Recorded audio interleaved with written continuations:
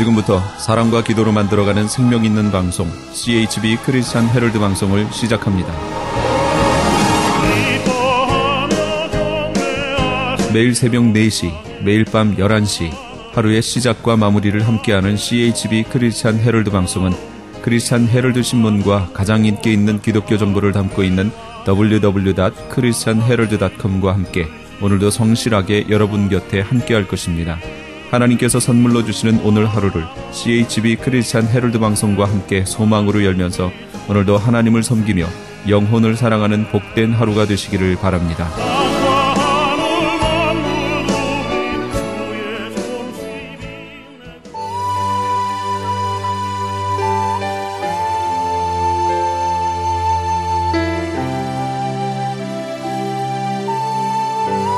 이 새벽을 주님과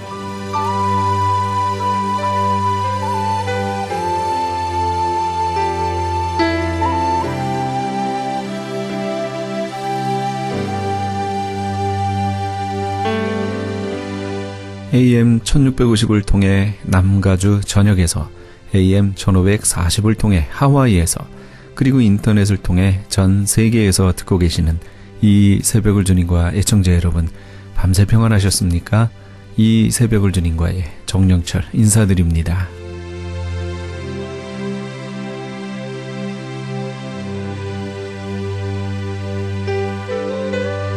매주 월요일 이 시간에는 프라미스 교회 주일 예배 말씀을 보내드립니다. 오늘은 히브리서 11장 7절 말씀을 본문으로 허연행 목사님께서 노아란 제목의 말씀 전해주시겠습니다. 심판의 활이 땅을 향하지 않고 하늘을 향하고 있으면 하나님이 우리의 허물을 덮어주시겠다는 것입니다. 그리고 그 허물이 정문제가 되어서 공의로운 하나님의 심판의 활을 꼭 당기셔야만 한다면 그 화살은 우리에게가 아니라 하나님 당신에게로 향하시겠다는 뜻입니다. 이런 하나님의 은혜가 절정을 이룬 장소가 있습니다. 거기가 바로 갈보리 십자가입니다.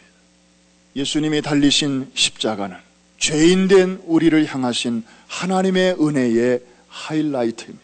왜냐하면 거룩하신 아버지께서 우리의 허물은 덮으시고 우리의 죄값을 죄 없으신 아들을 죽여서 다 대신 지불하셨기 때문입니다. 심판의 화살, 저주의 화살을 우리에게로 쏘시지 않고 죄 없는 당신의 아들에게로 쏘신 장소, 거기가 바로 십자가입니다.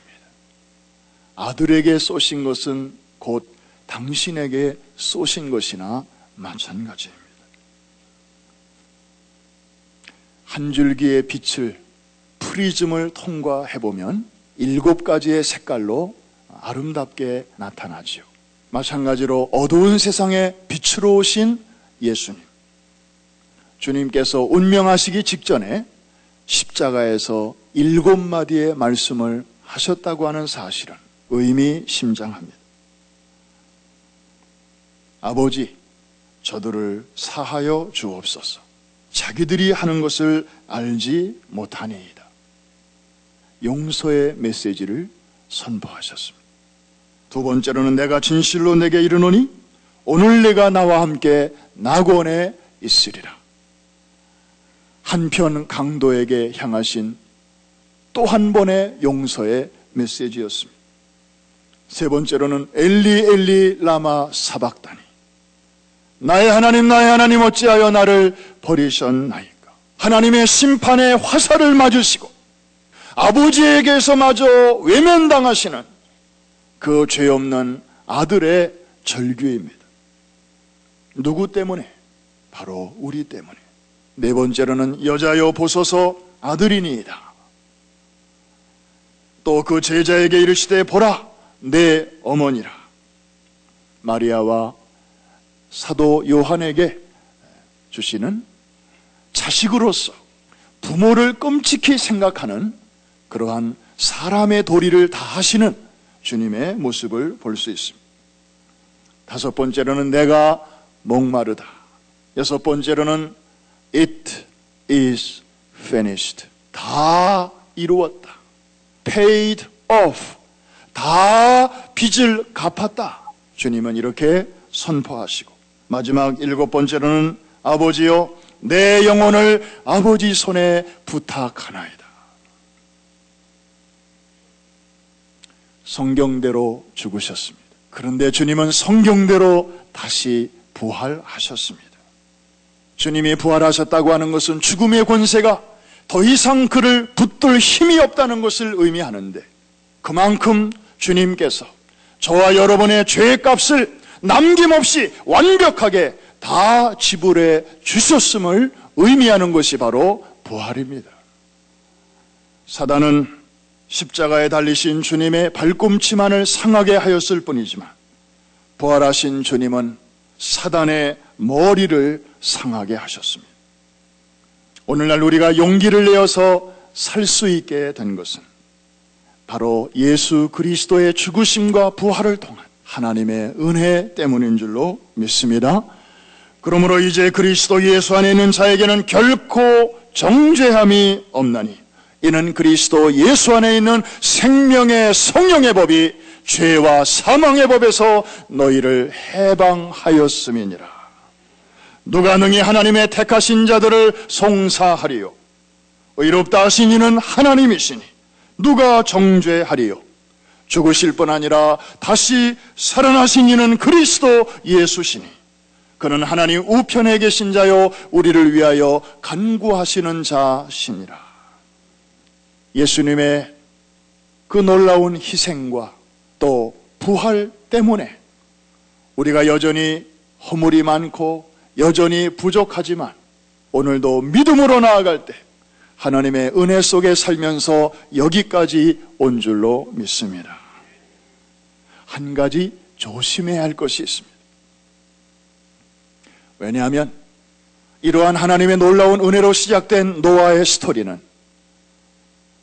유감스럽게도 그의 부끄러운 수치스러운 이야기로 끝나고 있기 때문입니다. 다 아시죠? 방주에서 나온 다음에 노아의 가족들은 땅에 내려서 농사를 짓기 시작했습니다. 노아도 농사를 지었어요. 그 중에 하나가 아마 포도 농사를 지은 것 같아요. 어느 날 자신이 농사한 포도를 따가지고 이제 이것을 오래 두다 보니까 냄새가 아주 향기로웠습니다. 그것을 이렇게 생으로도 먹고 또 오래 익혀도 먹고 또 쪄서도 먹고 비벼서도 먹고 짜서도 먹고 뭐 갖가지로 그렇게 했겠죠.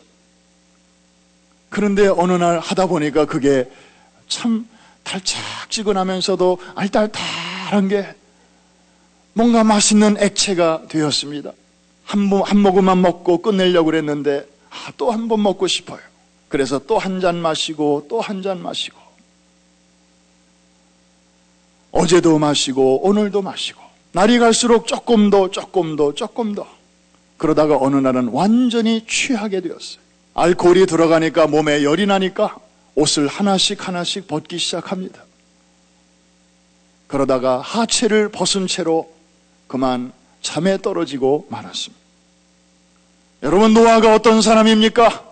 그 이전까지 노아에 대한 하나님의 평판은 이러했습니다. 노아는 의인이요 당세의 완전한 자요 하나님과 동행하던 자라. 그런데 이런 경건한 사람이 어쩌다가 이렇게 일생일대에 뭐 큰 죄악은 아니지만 참 자식들에게도 부끄러운 이런 오점을 남기게 되었을까요? 성경에는 뭐 자세한 설명을 안 하고 있으니까 알 길이 없죠.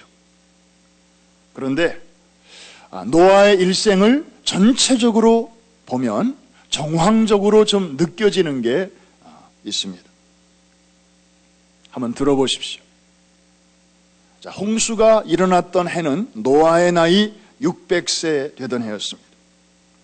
그리고 그는 950살에 죽었습니다. 이 말은 홍수 이후에 노아는 350년이나 더 살았다는 것입니다. 바로 이 기간 동안에 이 부끄러운 사건이 발생했습니다. 어째 이런 일이 생겼을까요?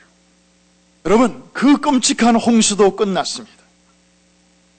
노아는 홍수 이후에 정말 구원의 즐거움 속에서, 그리고 하나님과 늘 이렇게 동행하며 살았을 것입니다.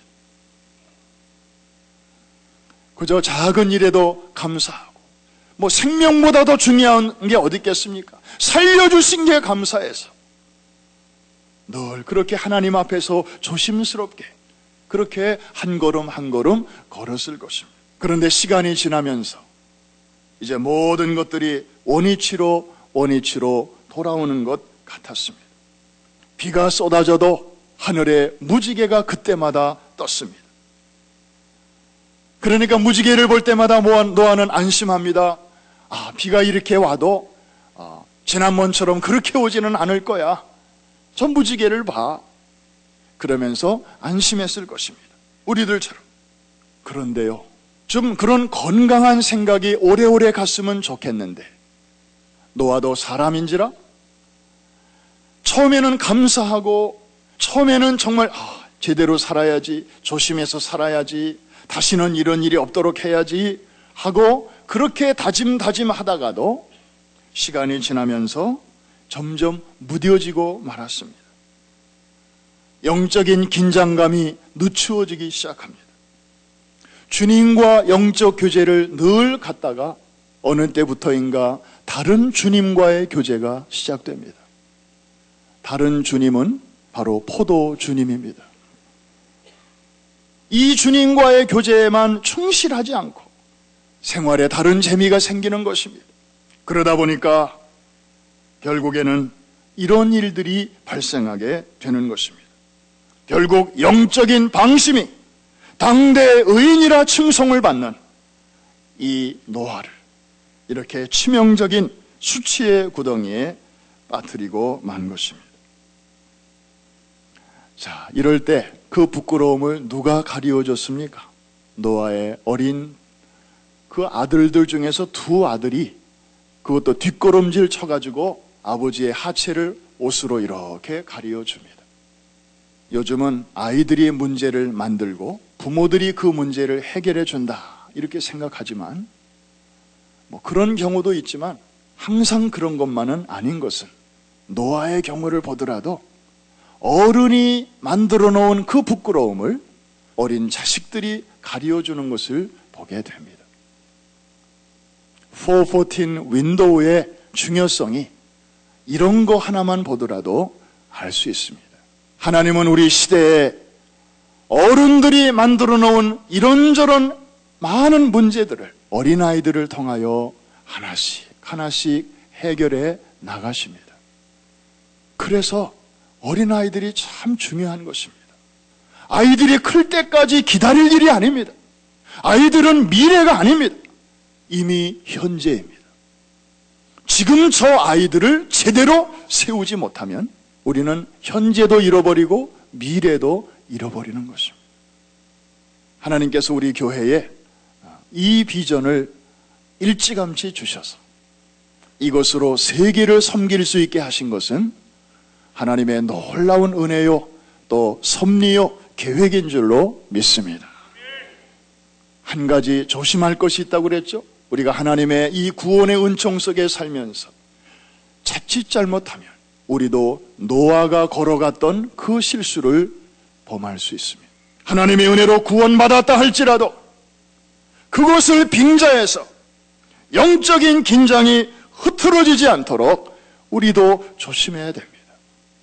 여러분, 바로 방금 전에 끔찍한 홍수를 겪었고 정말 순간순간 하나님과 동행하였던 노아가 얼마 가지 아니해서 그런 시험에 빠졌다면 우리 같은 사람은 얼마나 조심해야 되겠는지 말해 뭐 하겠습니까? 예수 믿고 구원받았으면 그거로 다 된 줄 알고 우리의 혁띠를 풀면 결코 안 됩니다. 우리의 구원은 시작된 것이지 아직 완성된 것이 아니기 때문입니다. 구약적으로 말하면 애굽에서는 나왔습니다. 우리 힘으로 도저히 할 수 없는 것을 하나님의 은혜로 우리를 해방시켜 주셨고 홍해를 건너게 하셨고 이제 거기서 자유하게 하셨습니다. 이제 우리는 더 이상 미신과 악습과 사주와 팔자와 궁합과 그런 것들의 전통에 우리는 얽매일 필요가 없습니다. 모든 신들 위에 뛰어나신 예수 그리스도의 이름으로 우리를 자유케 해주셨기 때문입니다. 저는 지금도 이해가 안 되는 게 한국에 가면 연말 연시, 입시철, 선거철이 되면 미아 삼거리에 사람들이 막 미어 터지는데요. 거기 뭐가 있기 때문이죠? 점 보는 집들이 미아 삼거리에 많아요. 올라가면 양쪽으로 참 많아요. 그런데 교회 다니는 사람들이 고객이 그렇게 많대요. 점 보는 그리스도인들이 그렇게 많다는 거예요. 그래서 거기서 제일 잘 나가는 주인한테 기자가 물어봤대요. 당신 고객 중에 교회도 나가는 사람들이 몇 사람 정도 됩니까? 그랬더니 어림잡아 한 30% 될 거요? 그러고 보니까 몇몇 가게에는 요만한 팻말이 있는데요. 기독교인도 환영함. 그리고 괄호 비밀 절대 보장. 이야, 정말 열받는다는 말이고 그런 걸 보면 진짜 열받아요. 아니 복음의 능력을 저렇게 강등시킬 수 있나? 예수님의 죽으심과 부활을 통하여 우리에게 주신 이 구원, 이 자유, 이 해방, 그게 얼마나 저들에게 시시했으면 그것 가지고 안 돼서 시시하게 점쟁이를 찾아가나. 아마 그런 사람들은 교회를 다니면서도 이사도 마음대로 못할 거예요. 아마 손 없는 날 받으러 가서 그 날짜 받아야 아마 이사할 거예요. 구약적으로 말하면 우리가 구원받은 것은 출애굽한 것인데 이건 정말 놀라운 사건입니다. 우리 힘으로는 뭐 죽었다 깨나도 할 수 없는 일이에요. 하나님께서 하신 것입니다. 할렐루야. 그런데 애굽을 나왔다고 해서 구원이 다 완성된 건가요? 아니죠. 아직 가나안 땅에는 들어가지 않았습니다. 영어로 표현하면 already, but not yet. 우리는 시작된 구원과 완성된 구원, 그 중간을 지금 통과하고 있습니다. 구약적으로 말하면 광야를 계속해서 순례하고 있는 것입니다. 이해가 되시면 아멘. 우리는 지금 광야에 나와 있는 것입니다. 그래서 가나안 땅을 바라보면서 나 가난 목지 귀한 성에 들어가려고. 이 찬송은 광야에서 부르는 찬양이지 천국에서 부르는 찬양도 아니고 바로 우리의 주제가입니다. 그래서 믿음으로 구원을 받았다 할지라도 아직 영광 중에 들어가지 않았기 때문에 우리는 지금 성화의 과정에 있는 것입니다. 이 성화의 과정은 얼마나 걸립니까? 사람마다 다르지요. 어떤 분에게 어떤 클래스에서 제가 물어봤습니다. 자, 우리가 지금 다 성화의 과정에 있는데 이것이 완성되기까지 얼마쯤 걸릴 것 같습니까? 그랬더니 다들 가만히 계신데 어떤 분이 5년이요. 제가 그 말씀 들으면서 좀 걱정이 됐습니다. 왜냐하면 성화의 완성은 죽을 때 완성되는 것인데 혹시 저분이 5년밖에 못 살면 어떡하나. 그렇습니다. 이거는 언제 완성되는가 하면은 이제 이 땅에서의 수고가 다 마치고 주님이 오라 하실 때, 우리가 이 세상을 떠날 때 이제 우리는 성화의 단계에서 마지막 단계인 영화, 글로리피케이션으로 들어가는 것입니다. 그래서 미국의 크리스찬들은 가끔 이제 돌아가신 자기의 부모님을 얘기할 때 우리 부모님은 살아계십니까? 그러면 이분들이 가끔 이렇게 얘기해요. My mother is in glory now. 우리 어머니는 지금 영광 중에 계십니다. 돌아가셨다는 말이고 예수 믿는 분이셨다는 말이고 이제 이 땅에서의 수고를 잘 마치고 지금 주님 품에서 안식하고 있다는 그런 여러 가지 의미가 거기에 담겨 있는 것이죠. 사랑하는 성도 여러분, 우리는 다 시작된 구원과 완성될 구원 사이를 지금 이쪽에서 이쪽을 향하여 오늘도 한 걸음씩 한 걸음씩 그 나라를 바라보며 순례의 길에 있는 여행자인 줄로 믿습니다. 방랑자가 아닙니다. 김삿갓 북한 방랑기. 이것은 다니긴 다니는데 정처 없이 다니는 것이지만 순례자는 목표가 있습니다. 가야 할 목적지가 분명한 사람입니다. 사랑하는 성도 여러분, 하나님은 우리를 불러주실 때는 있는 모습 그대로 불러주십니다. 있는 모습 그대로 받아주시고 구원해 주십니다. 그러나 일단 우리를 구원하신 후에는 우리를 있는 모습 그대로 내버려 두시지를 않습니다. 우리가 계속해서 거룩해지기를 원하시고 계속해서 성장, 성숙하기를 원하고 계십니다. 날마다 진보를 나타내기를 원하십니다. 행여나 여러분 가운데 나는 예수 분명하게 믿었고 이제 천국의 약속이 있으니까 이제는 대충 살아도 나는 천국 간다. 예수님이 다 이루어 놓으셨는데, 그래서 일부 우리 주변의 어떤 이단에서는요, 예수 한번 믿으면 완전한 의인으로 다 변했기 때문에 신분도 변하고 그리고 생활도 다 변했기 때문에 그 다음부터는 무슨 죄를 지어도 죄가 아니래. 세상에 이런 거짓말이 어디 있어요? 그러면서 그게 무슨 기쁜 소식이라고, 그리고 오늘날의 교회에서는 잘못 가르친다고, 그 완벽한 의인이면 그걸 좀 누리도록 가르쳐야지, 그러면서 교회를 어지럽게 하고 하는 분들이 있습니다. 마치 그런 사람들은 뭐와 같으냐면은 한번 근사한 데 가서 샤워, 목욕 한번 한 다음에 하루 종일 일하고 집에 가서 손도 안 씻고 발도 안 닦고 그리고 매일같이 지내는 사람이랑 똑같은 거예요. 명절 때 목욕 한번 하고 그 다음부터 1년을 손발도 씻지 않고 사는 사람이 여러분 가정에 있다고 하면 여러분 어떻게 하시겠어요? 우리가 구원받기 이전에 짓는 죄도 있고 구원받은 이후에 잘해보려고 하다가 범하는 실수와 허물도 있습니다. 광야 생활을 통해서 그거 하나씩 하나씩 다 닦아내는 거예요. 옛 것을 울려보내고 새 것을 받아들이면서 장차 들어가게 될 그 나라의 백성으로서 우리 자신을 잘 훈련시키는 것. 이게 바로 오늘 하루하루의 삶을 통하여 우리가 힘써야 할 주제인 줄로 믿습니다. 함부로 살아서는 안 됩니다. 두렵고 떨림으로 우리의 구원을 이루어 가야 할 것입니다. 아유, 내가 어떻게 할 수 있을까? 난 자신이 없어. 내가 어떻게 그 끝까지 갈 수 있나? 난 안 될 것 같아.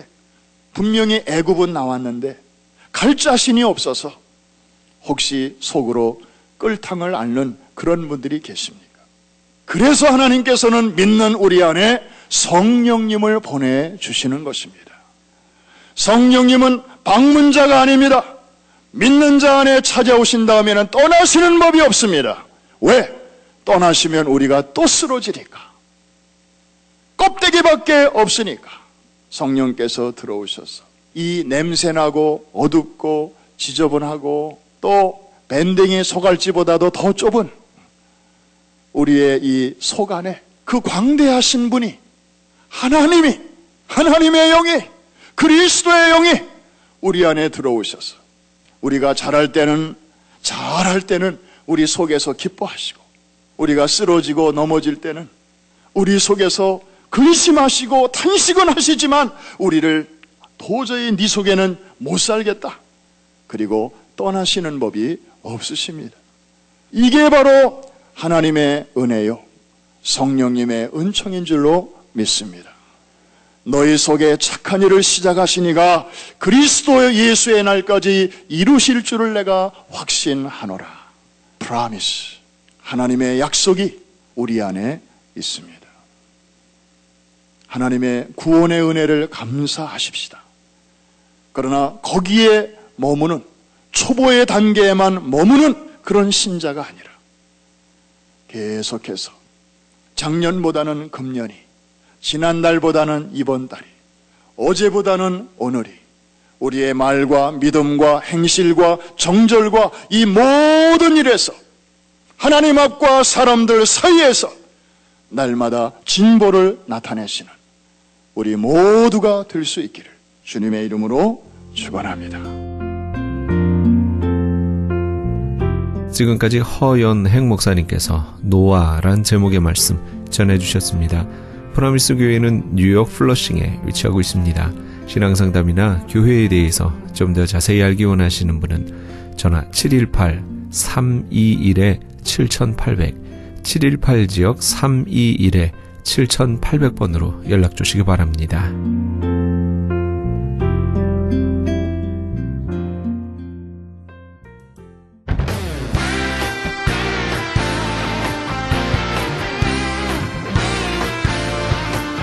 크리스천 헤럴드에서는 한민족 이민 110주년을 기념하여 2014 미주 한인 교계 연감을 편찬합니다. 이번 2014 미주 한인 교계 연감은 100년 총서에 이은 한인교회 역사 총정리가 될 것이며 총 1000쪽에 달하는 전 미주 교계의 연감을 한국, 미주, 전 세계에 배포하게 됩니다. 특히 교회, 기독교 기관 및 단체, 미국과 한국 정부기관, 명문대학 및 공공도서관에 공공역사 자료로 배포하게 됩니다. 또한 본사 웹페이지 cheraldus.com을 통해 인터넷에 게재하게 되며 매주 2, 3회 전달되는 이 신문에 부착되어 배포될 예정입니다. 연감에는 이런 내용이 수록됩니다. 미주 전 지역의 지역별 및 교단별 한인교회 주소로 목회자, 신학자, 기관 대표, 평신도 지도자 등 수천 명의 이름, 이민교회 중 역사성과 선교, 성장, 연합운동, 2세 사역에 뛰어난 300대 교회 연역과 화보 및 소개, 각 지역별 추천이나 후원받은 100여 개 단체와 교회 소개, 교단, 교협, 교계단체의 연혁, 한국 교계의 대표적 기관 및 교단, 교회 소개 등이 수록되어 다음 세대까지 이어져 보존될 연도별 역사 기록이 될 것입니다. 지난 2005년에 편찬 발간된 한인 이민 100년사에 이어 본사 창간 36주년과 한인 이민 110주년 기념 사업으로 편찬 진행 중인 2014 미주 한인 교계 연감은 전 미주 지역에서 한인 이민 공동체가 이끌어온 역사를 짚어보며 하나님의 섭리와 축복에 감사하며 이민 교회의 미래를 소망하는 역사의 기록이 될 것입니다. 이번 2014 미주 한인 교계 연감 편찬에 함께하기를 소망하시는 교회나 단체는 크리스천 헤럴드 213-353-0777 213지역 353-0777번으로 문의해 주시기 바랍니다. 지금 여러분께서는 AM 1650과 인터넷을 통해 미 전역과 전 세계에서 하와이에서는 AM 1540으로 방송되는 크리스천 헤럴드의 이 새벽을 주님과 일부 함께하고 계십니다. 방송시간과 설교 편성표는 크리스천 헤럴드 홈페이지 cheraldus.com에서 확인하실 수 있습니다. 계속해서 울타리 선교회 나주옥 목사님의 울타리의 시간이 방송됩니다. 안녕하세요. 울타리 선교회 나주옥 목사입니다.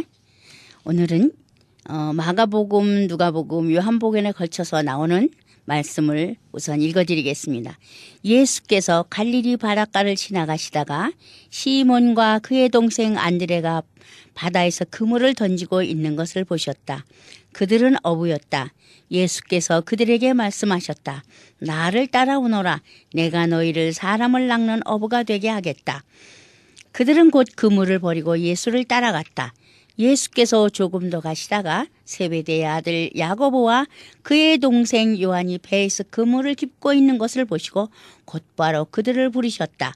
그들은 아버지 세베대를 일꾼들과 함께 배에 남겨두고 곧 예수를 따라갔다. 여기 갈릴리 바닷가라고 그랬죠. 갈릴리 호수 또는 갈릴레아 호수, 때로는 갈릴리, 갈릴레아 바다 이렇게 말하는 곳이죠. 이스라엘 북쪽에 있는 담수호이죠. 호수의 둘레가 약 53km이고 남북으로 21km, 동서로 11km이고 면적은 대략 166제곱킬로미터에 이른답니다. 해수면으로부터 약 209m가량 아래에 위치하고 있고요. 수심이 평균 깊이는 약 26m, 가장 깊은 곳은 43m랍니다. 갈릴리라는 이름은 전통적으로 성경상의 갈릴리 지방에서 나왔고 구약 성경과 신약 성경에 모두 등장하지요. 신약 성경에는 주로 바다로 기록되어 있고요. 예수님과 관련해 유명하지요. 구약 성경에서는 긴네렛 호수로 나오고요. 일부 신약 성경에는 게네사렛 호수로 묘사되기도 하지요. 주요한 수원은 북쪽에 위치한 헐몬산이라고 합니다. 이곳 정상은 1년 내내 눈이 쌓여 있다는군요. 이 눈이 녹아서 갈릴리 호수로 흘러가 호수는 생물이 풍성하답니다. 어린이들 찬양에서 가장 많이 등장하는 장소가 바로 갈릴리예요. 갈릴리 그리운 동산, 아름다운 동산, 주님이 계시는 동산, 꽃이 피는 동산. 기억나세요? 어렸을 때 저희 배운 기억이 나서 조금 읊어봤습니다. 이런 노랫말이 말해주듯이 정겹고 아름답고 행복한 마을들을 상징하듯 기록되어지는 마을이기도 하죠. 갈릴리 호숫가에서 주님이 시몬에게 물으셨죠. 내가 나를 사랑하느냐? 그것도 3번씩이나 물으셨죠. 그때 시몬은 말했습니다. 내가 주님을 사랑하는 줄을 주님이 알고 계십니다. 그뿐인가요? 주님은 갈릴리 마을 숲속에서 제자들에게 말씀하십니다. 나를 따르라. 그리고 세상 끝까지 이르러 복음을 전하고 내 증인이 되어라. 라고 당부하신 곳이기도 합니다. 그런가 하면 제자들의 생활터가 갈릴리 바다이기도 하죠. 그들은 고기 잡는 어부들이었으니까요. 고기 잡는 어부들을 부르셔서 사람 낚는 어부로 바꾸어 주신 장소이기도 합니다. 주님은 갈릴리 바다에서 말씀도 전하고 병도 고치시고 먹을 것도 나누어 주셨습니다. 예수님이 돌아가신 후 제자들은 게네사렛 호숫가에서 고기를 잡고 있었습니다. 그들은 어부 출신이니 할 수 있는 일이 고기를 잡는 일 뿐이었죠. 그런데 어찌된 일인지 밤새도록 그물을 던졌는데도 한 마리도 잡히지를 않았습니다. 고민하며 힘들어하는 제자들 앞에 주님이 나타나셨죠. 더 깊은 곳으로 그물을 던져라. 그 말에 제자들은 속으로 그랬겠죠. 우리가 어부인데 라는 생각을 하면서도 주님이 말씀하신 대로 깊은 곳으로 그물을 던졌습니다. 그런데 밤새도록 잡지 못한 그물에 고기가 가득 쌓였죠. 고기가 너무 많아 그물이 찢어졌다고 기록이 되어 있으니 말이에요. 그 고기가 153마리라는 숫자도 나와 있고요. 이런 것을 보면 갈릴리 바다는 육의 양식을 얻을 수 있는 장소도 되지만 영의 양식을 얻을 수 있는 곳이기도 하지요. 아울러 주님의 말씀에 순종할 때 기적을 바라볼 수 있다는 것도 깨달을 수 있는 곳이고 주님과의 추억이 가장 많이 서려 있는 곳이라 해도 과언은 아닐 것 같습니다. 요즘 말로는요. 가장 사람들이 잘 모이는 아름다운 장소인 것 같지 않으세요? 우리나라로 말하면요. 여의도 광장 정도가 아닐런지요. 빌리그레햄 목사님이 한국에 오셔서 복음을 전할 때 구름대같이 모여든 사람들로 인산인해를 이루었던 그때를 기억합니다. 예수님 당시 갈릴리는 그런 장소였던 것 같아요. 사람이 사는 데에도 어떤 곳에서 사느냐에 따라 그 사람의 성격도 모습도 달라집니다. 그래서 우리가 흔히들 말하지요. 산촌에 사는 사람들은 순박하다고들 하고요. 농촌에 사는 사람들은 마음이 너그럽고 착하다고들 말하죠. 그런가 하면 어촌이나 섬에서 사는 사람들은요, 항상 위험을 안고 살다 보니까 여유가 없고요. 성격이 급하다고들 하죠. 그래서 환경을 중요시 여기기도 하지요.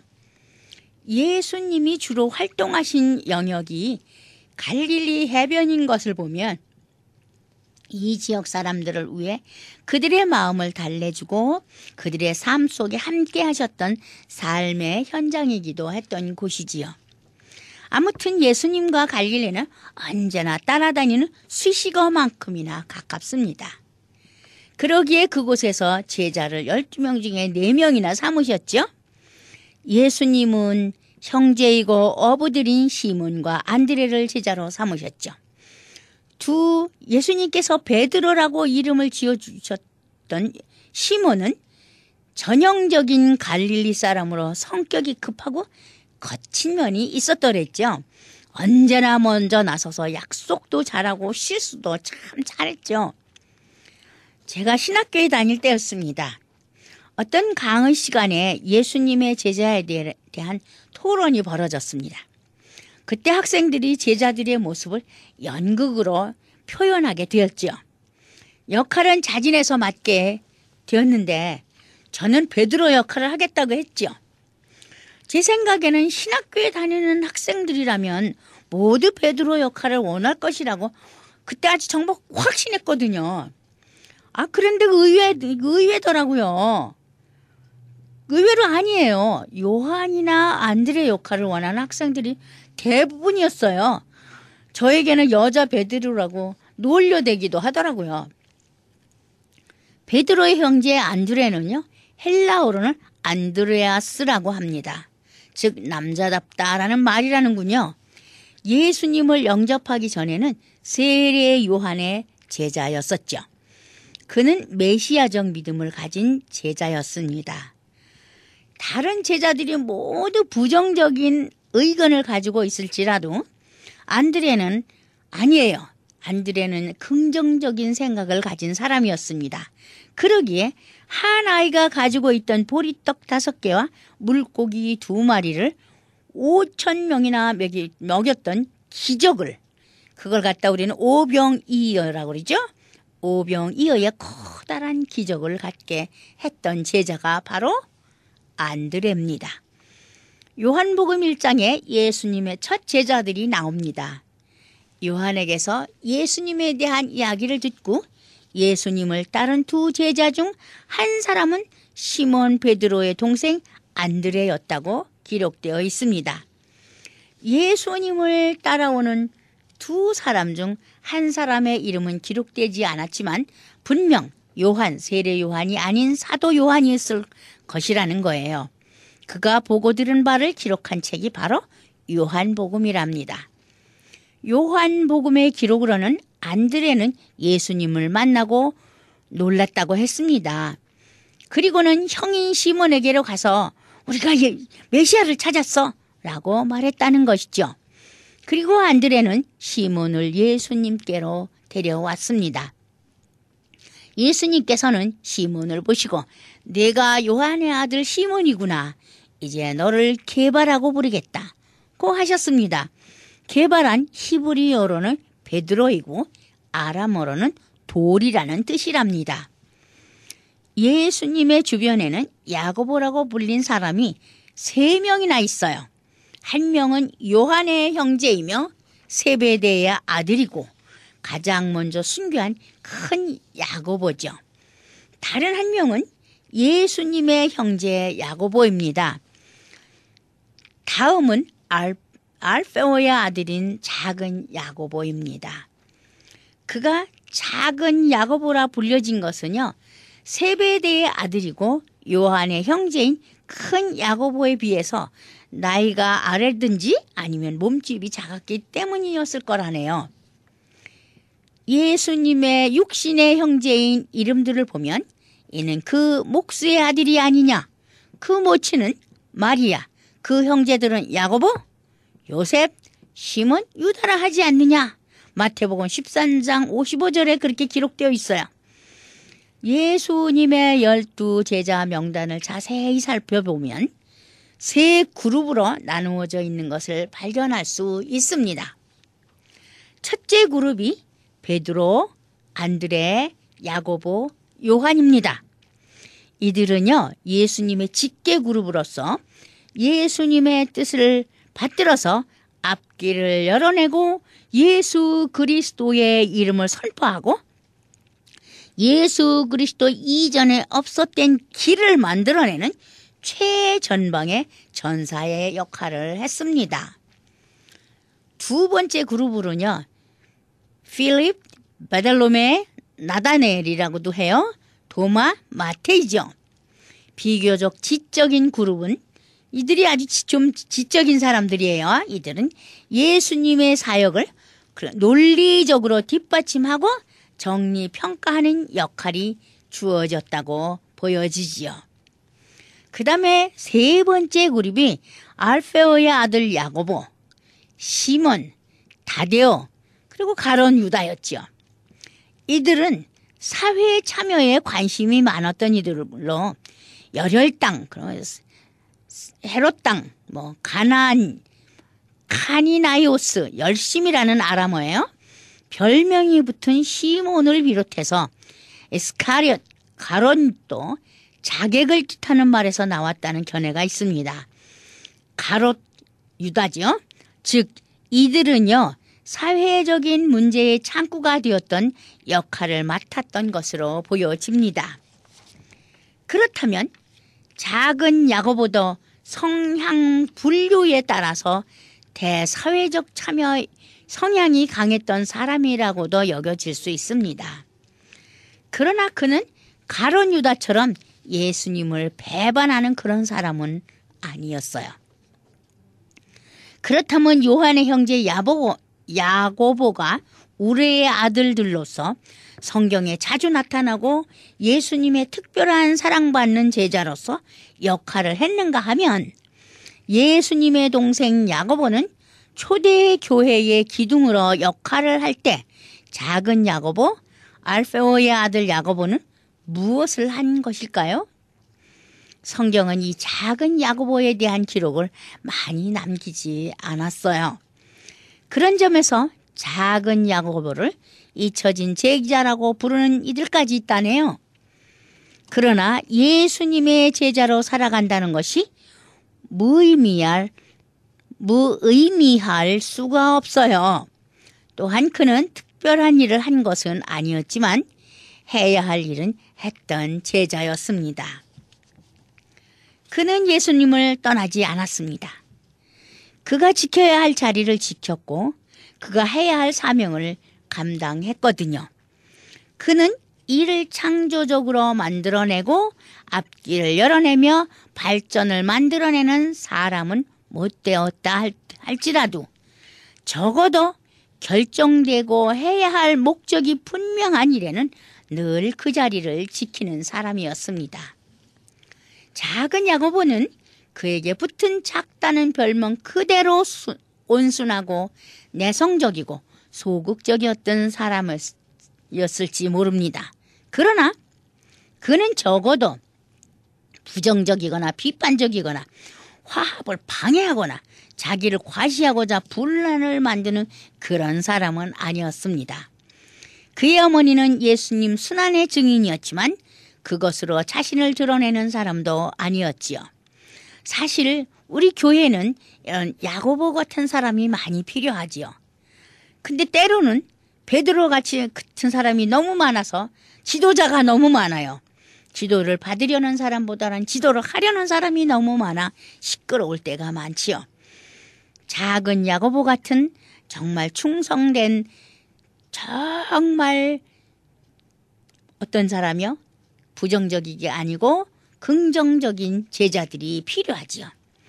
작은 야고보는요, 수저자 베드로처럼 예수를 모른다고 말하는 일이 없어요. 금전을 맡았던 가룟 유다처럼 예수님을 결코 배반하려는 생각을 가진 적도 없어요. 세베대의 두 아들 야고보와 요한과 같이 정치적인 야망을 가진 일도 없어요. 도마처럼 부활하신 예수님을 의심한 일도 없었지요. 작은 야고보는 앞에 나서는 일이 없이 예수를 조용히 따랐습니다. 그러나 그는 있어야 할 자리에 요란하지 않아도 그림자처럼 있었던 사람이었습니다. 그는 자신이 창조적인 사람은 아니래도 순종의 미덕을 아는 사람이요, 복음을 전하며 예수님을 전하는 그 일에 대한 사명을 늘 깊이 인식하고 있었던 제자였습니다. 전해지는 말에 따르면 작은 야고보는 지금의 이란 지방인 페리시아에서 전도하다가 이교도에 의해 십자가에 못 박혀 죽는 순교로 그의 거룩한 결단의 진실성을 증명했다는군요.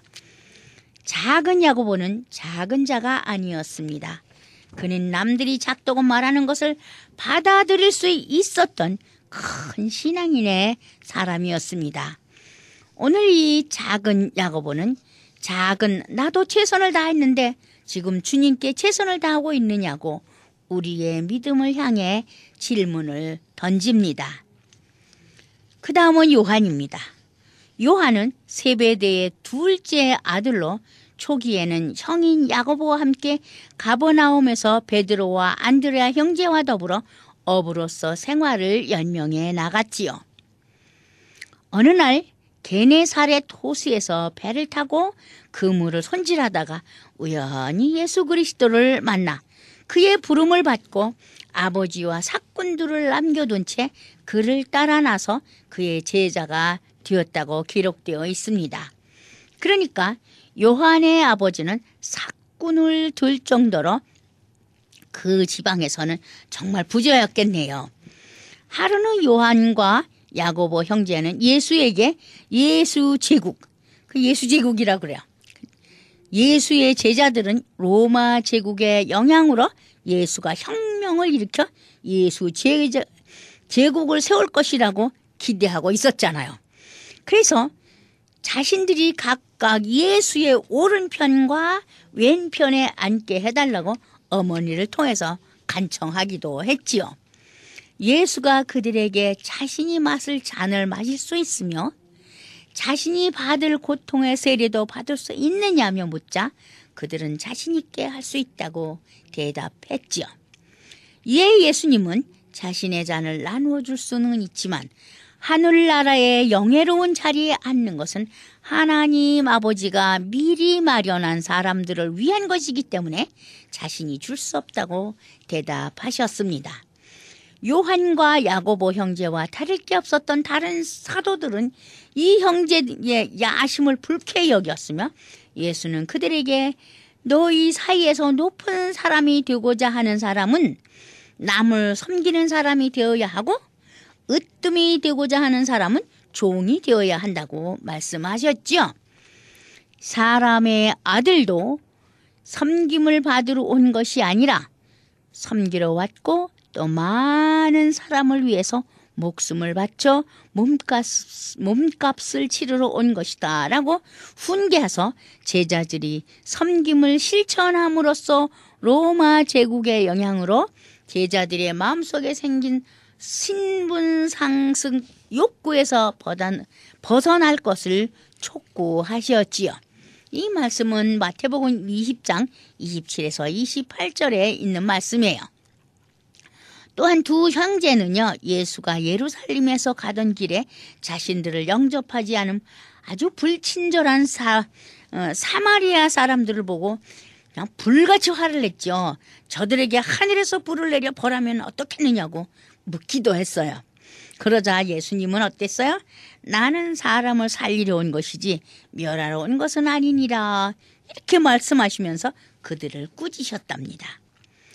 이러한 타고난 과격한 성격 때문에 예수는 요한과 야고보 형제를 아울러 천둥의 아들이라는 뜻의 보아네르게스라는 별명을 붙여주었지만 요한은 아이로의 죽은 딸을 되살리는 기적, 타볼 산에서의 변모, 겟세마네 동산에서의 기도와 같이 예수님의 중요한 행적마다 수제자 베드로와 함께 예수와 가장 가까이에 있었어요.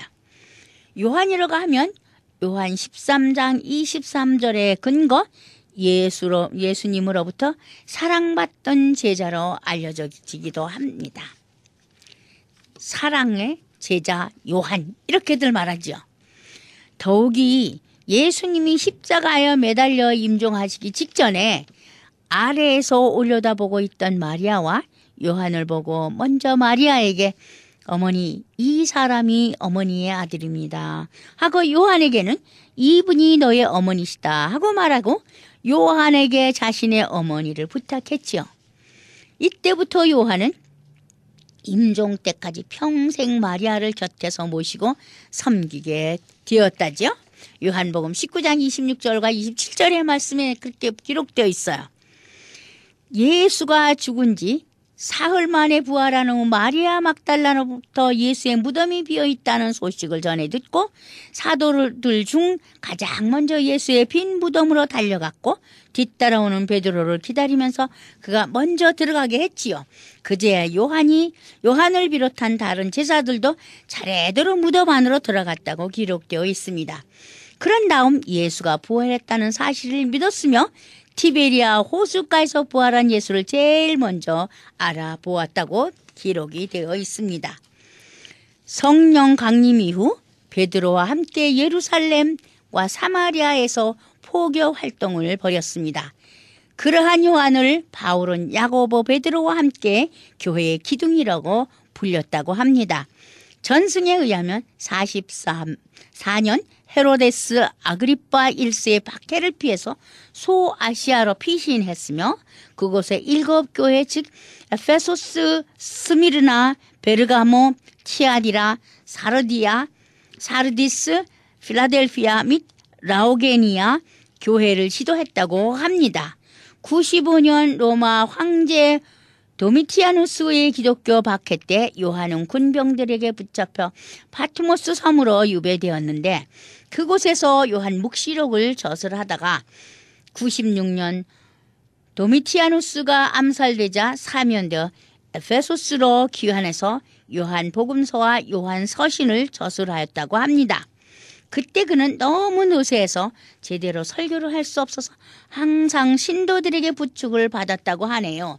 요한은 항상 서로 사랑하라고 가르쳤는데 매일 같은 말만 반복해서 신도들이 불평까지 했다네요. 그런 요한을 사람들은 사랑의 사도라고 부르지요.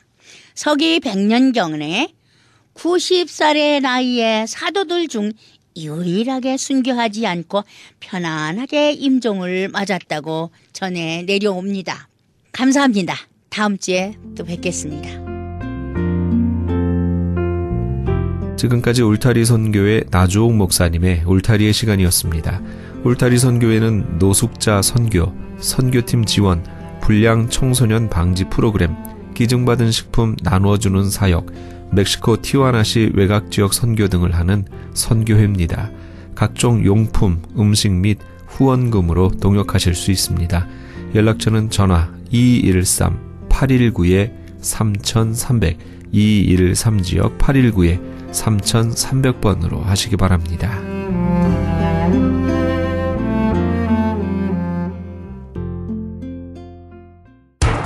기적의 영양제 M3를 아십니까? 무슨 병에 걸렸던지 큰 효과를 준다는 그 신비한 기적의 영양제. 혈액에 영양을 공급하여 힘이 생기니까 피곤하지 않고 이제는 지팡이 없이 걸을 수 있다고 많은 분들이 간증을 합니다. 혈액 해독, 기력 회복, 뼈 골수 영양 공급, 심장, 뇌, 혈전 용해. 유태인 회사가 제조한 특수 영양제 M3. 혈액 순환을 잘 되게 하는 최고급 영양제 M3. 크던 작던 아픈 곳이 있다면 M3. 213-435-9600, 213-435-9600번입니다. 정직한 마음으로 권해드립니다.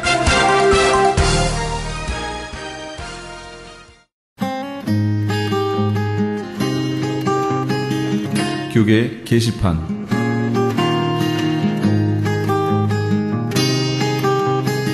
크리스천 헤럴드에서는 본사 창간 36주년과 한민족 이민 110주년을 기념하여 2014 미주 한인 교계 연감을 편찬합니다.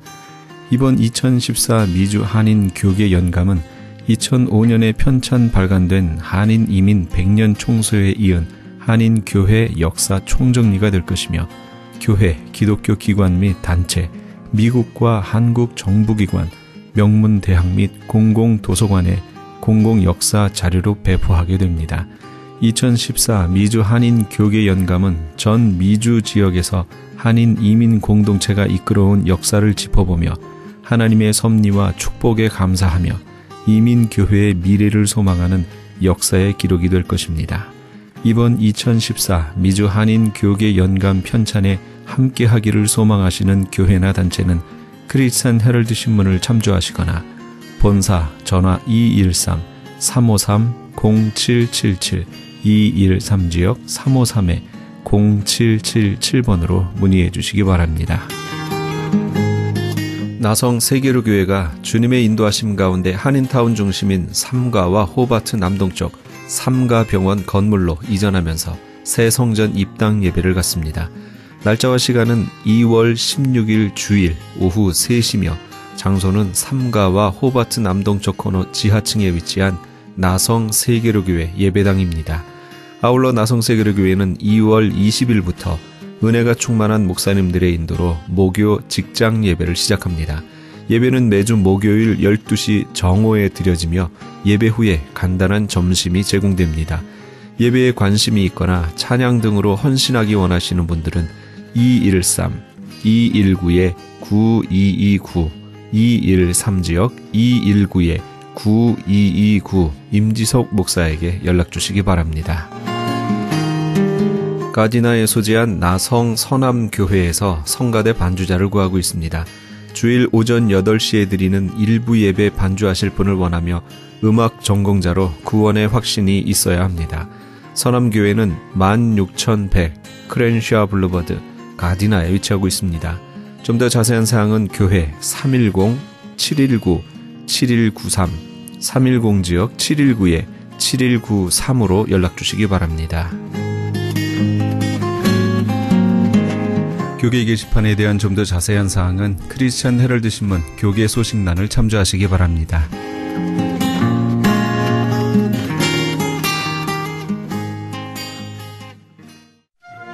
찬송 어저께나 오늘이나 함께 하시면서 이 새벽을 주님과 1부 여기서 마칩니다. 잠시 15 후에 2부에서 돌아오겠습니다.